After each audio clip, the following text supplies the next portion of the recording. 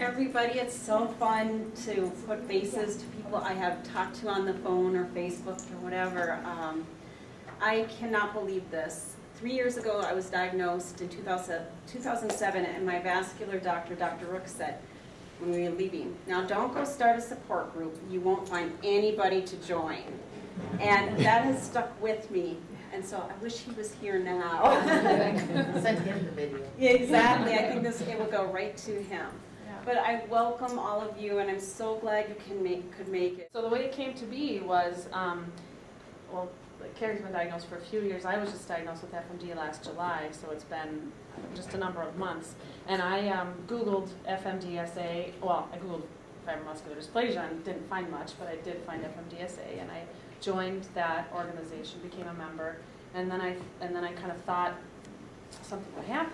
I just assumed that, I don't know, that there'd be some kind of support group that I could become a part of, and didn't find that. I stumbled across the Yahoo group online, which was great, and then the Google group online, so just kind of found my way into FMD resources. And April is one woman who reached out to me right away, and then Carrie did. So we just started talking maybe last November, and she said, would you ever want to get people together or start a support group with me? And I said, sure.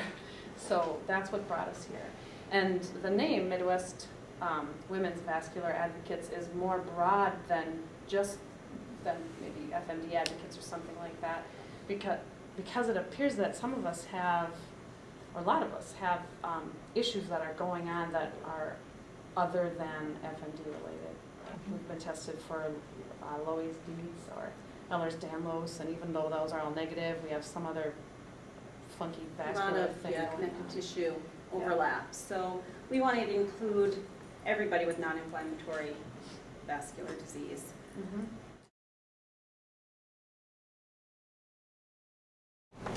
She's went through quite a little. We've had 3 strokes that she had to learn to walk again.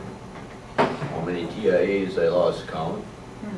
12 angiograms, or 11, somewhere in there. So she's been through the mill, lady. I'm Sharon. But I can remember wishing if only I could find one person that had this so I could talk to him. But it was not possible at that time. In 2006, when I had to work up because I had TIAs, they put it in there because I had the cerebral as where they had seen it, but it just kind of got lost in the mix then, and I've had lots of other symptoms since. And I'm Shane. I just was diagnosed in February. My carotid arteries, I apparently have a blocked left carotid and dissections, and they say there's no fix, and they're too high up, and so I really don't know a lot. I'm just kind of going through it all right now. And then I was lucky enough to find Carrie and Jennifer, and Carrie called me right away, which was a big help, really supportive, so I really appreciate that.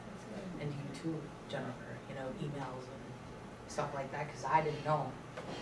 You know, everything. So I'm Mike Ulrich, and not Dr. Ulrich. And I feel like I should say Dr. Ulrich. And one thing I'll mention is we have to get away from the doctor being on a pedestal and, oh, doctor, tell me what it is. I mean, we're all human.